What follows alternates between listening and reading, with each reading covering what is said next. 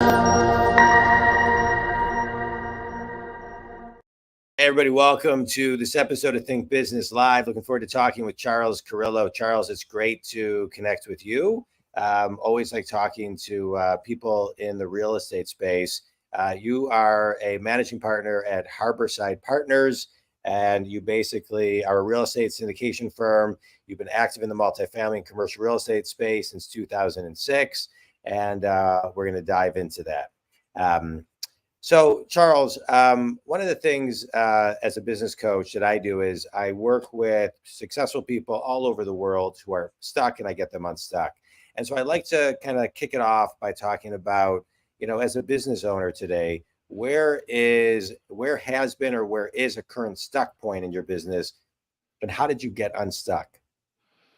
Yeah, so what we had some of the most recent issues, I guess we would say, is we found it pretty difficult to find people that were knowledgeable and speaking with our investors. So when we have investors that come into our firm, myself and one of my other partners, we really focus on speaking to the accredited investors, so the higher net worth individuals, and then we also work with non-accredited investors as well.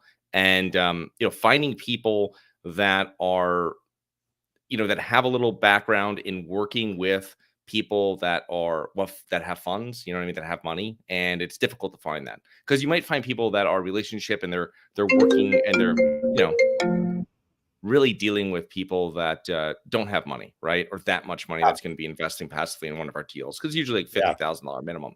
So finding someone like that, and we have one person now that is assisting us with it, but for a while it was very difficult to bring that person on board, find that person and bring on board, because it's a difficult thing to search for. You know what I mean? Yeah. Because you don't need licenses, and that's a whole different game. It's like finding people. Have you worked with people that have wealthier people before?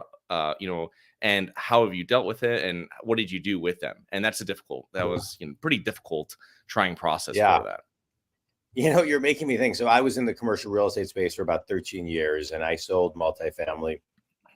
And I remember somebody called me and said, "Hey, I'm interested in a property. I can get the 80% from the bank. I just don't have the 20%, for the 80." I was like, "Well, that's a problem." It's pretty important. So you really need the 20% more than the 80%. All right, that's great. And so, and think community, we talk a lot about, and what you're talking about is finding the right person, and whether it is, for the role you're talking about, when it's recruiting for any type of role. I think an important message to that, Charles, that I find that I talk about when I'm talking, especially with my clients, is only hire great. And if something in your gut is telling you, God, this is like a 98 out of 100, but something in your gut says, don't do it. Really don't do it, because it's too hard to unwind. Always take the time, rewind and reverse engineer to make sure you have extra time, especially in today's world, and only hire great. We'll talk more on other episodes than we have about the process, but for right now, Charles, let's get back to you. I want to talk about being an entrepreneur in today's world, right? And the messaging that it takes, and the marketing that it takes. And you have a podcast, the Global Investors Podcast. You interview professionals about investing in the U.S. But let's talk about that, right?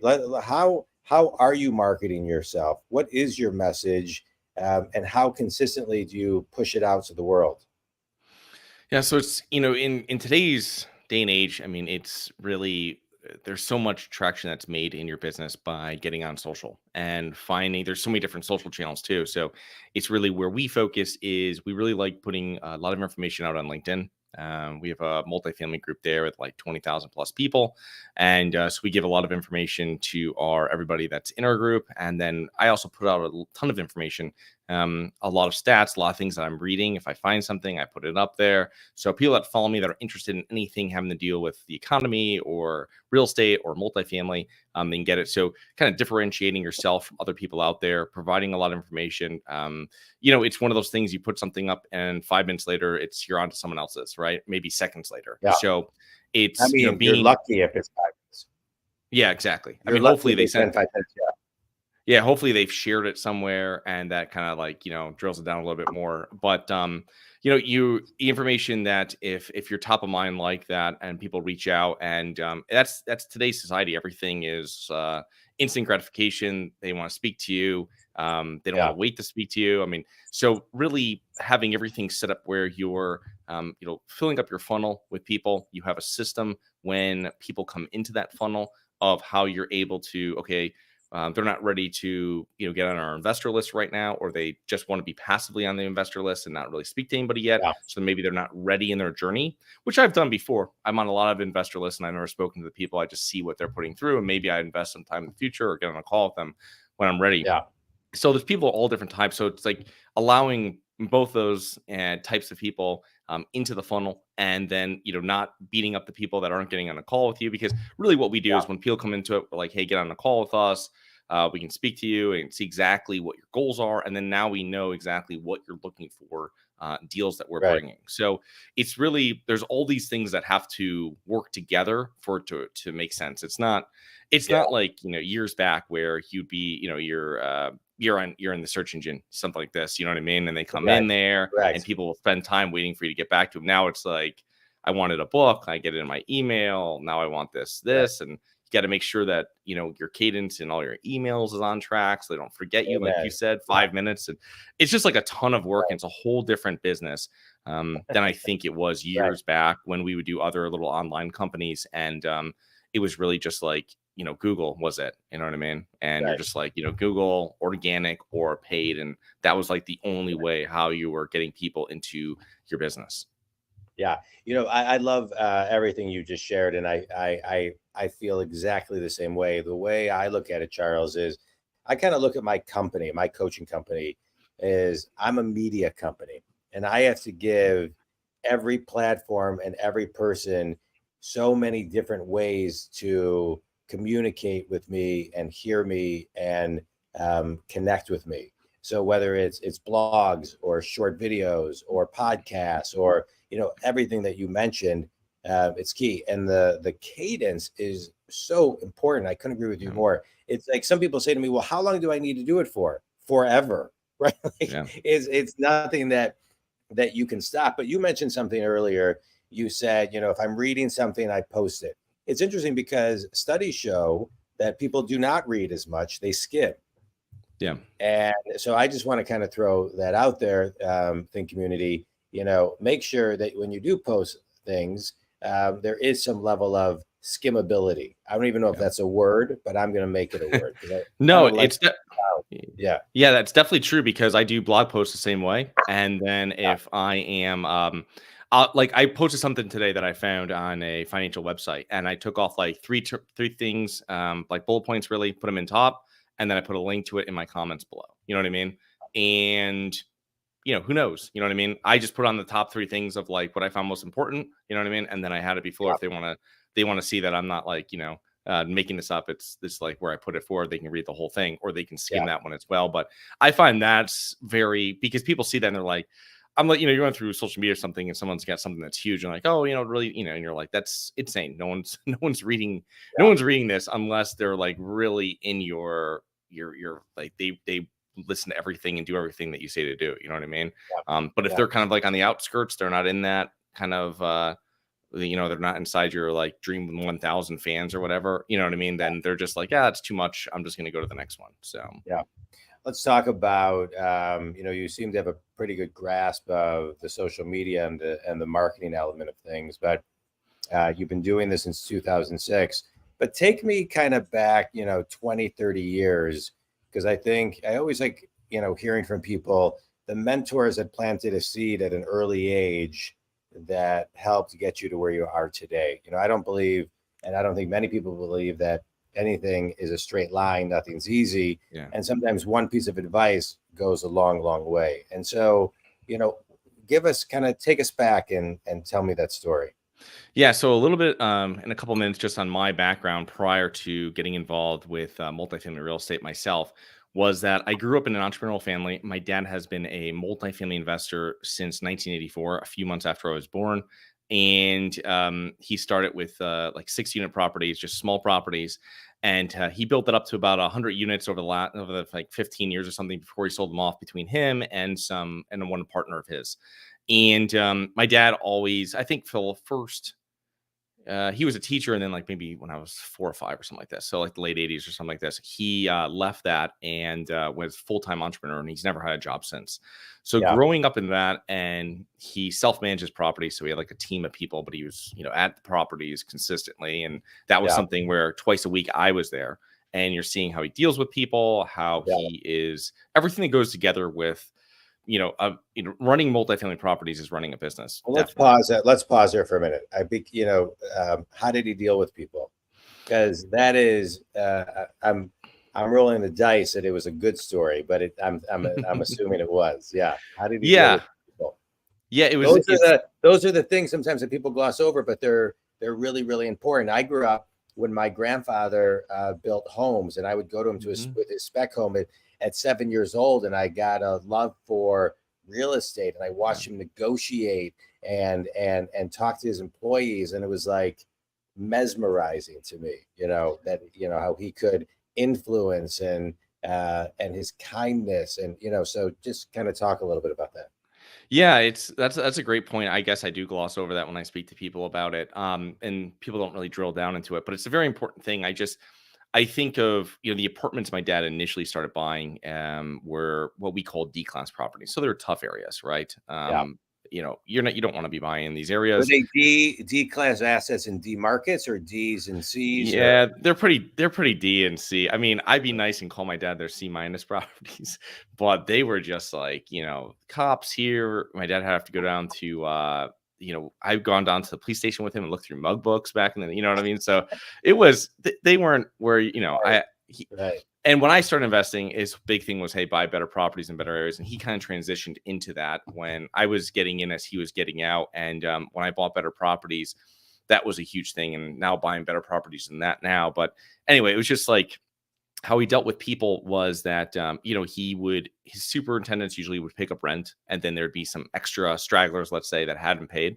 And we would go literally door to door. And my dad had an old wire carbon copy, if you remember those spiral notebook type things, receipt books. And he would go, and he would like go. We'd both go into the apartment. He'd sit at the kitchen table. He'd speak to them. He'd collect rent. And he just had a very unassuming way about him, and easy to deal with. And you're dealing with people in all different ethnicities, and it was just like, everybody has different things, right? And he was just making it as easy as possible for working with him, and to, hey, if you do what you say, I'll do what I say, and holding up his end of the bargain. And that was a real fun thing that kept him. And he never had, I speak to other landlords that have like nightmare issues, and even with these properties, my dad never had like, he never had people like blow apartments or like turn, you know what I mean? Like kind of stuff like this. So that just goes to show you, it's just if you work with people and you're in these properties that are really difficult, you really, every month, as I would tell people, it's like a negotiation to get paid rent, right? Yeah. So you're like, hey, you're supposed to get paid by the 10th. And this was in Connecticut, so that's where they allowed it to do. So it's like, by the 10th come around, this is where, you know what I mean? This is where you have to renegotiate. Oh, I have this much this time. And this is like an ongoing thing for these type of properties. So having compassion, working with people, and that's really what it is, because it's a very difficult asset class. And so seeing that, dealing with contractors, tons of negotiating, tons of, when you're in these properties, you can't fully renovate stuff, which is you're just like kind of patching stuff and putting new stuff in. So I remember he would talk to contractors, and he'd be like, or he'd go, we go to the supply shop, or supply houses, stuff like this, and he'd be like, listen, it's not the Taj Mahal. That was like his famous saying. And when they're trying to like sell him like these high-end paints and stuff that you know what I mean. And it would be like, so he was just really good at keeping costs down. I remember one time he was negotiating down a roof, and my dad beat this guy up so bad on putting the roof. The guy was like, you know what? You don't even have to give me a deposit for the roof. My dad's like, what do you mean? He goes, you've negotiated so hard, I know you're going to pay me. And the guy, and like, I mean, it's just like, and you got paid. My dad, in late 80s, early 90s were difficult in real estate, and all my dad's partners went bankrupt. They were developers, they were this, and my dad was the only one of his partners that paid off what he had signed on and worked with people that he had dealt with, because those were tough years. And that was something that's really, formidable with just Yeah. learning how to deal with people. My dad goes, if you owe money to people, you always have to keep Yeah. in contact with them. And when people owe you money, that's when Yeah. you know it's a red flag when they don't. You know what I Yeah. mean? It's interesting. That's a beautiful story that he paid everybody in this. I remember my grandfather, and I never talked to him about this, but I just know through stories that he had to declare bankruptcy once, and yet he still paid every single person. He built back what he needed to Yeah. himself back, but he paid every single person that he needed to, that he owed money to. That's And awesome. that story has always stuck with me. You know what Yeah. I mean? Maybe that's why, like, I can't tolerate if I owe somebody even $1. You know what I mean? It like it drives me crazy. Well, that's nice. So what advice did he give you? I mean, you got a lot of advice just by watching him, but what was something what's a you know what's your dad's name? My dad's Charles. They call him Charlie. So What's a Charlieism? Charlieism. Um, he was more worried about. He said, like, people say, it's all about like location, location, location. My dad was always like, it's all about profit, profit, profit, and Yeah, that's yeah, so it was a little different with the Charlieisms like that. He would all, like I said, the whole thing. It's not Taj Mahal when everybody was quoting him stuff, and yeah, oh, okay, now I know how to price this guy because I already know the properties. yeah, And these are all different things that he had. It was just he had an interesting way about him, but my dad was really fair, and it's something that really stuck with me. I remember one yeah, time he bought a property. He was like flipping a house, and it was like a month before Christmas. It was during Christmas season, and the agent that he was dealing with from the broker, and the broker, he went to the broker and was like, listen, I bought the house, blah, blah, blah. But so and so, this real estate agent, not really, he had these issues, he didn't follow through on all these things and all this kind of stuff. And the broker pulled, I don't even know if that was legal, pulled the real estate agent's like full commission and like was like, oh, you're not going to pay anything. So the real estate agent contacts my dad back, and my dad's like, all right. So my dad made the guy whole because the guy was like, I got a kid on the way. I have a kid for yeah. Christmas. And my dad's like, I didn't have to do that, but it's just something. He's like, Right. The it's right thing to do.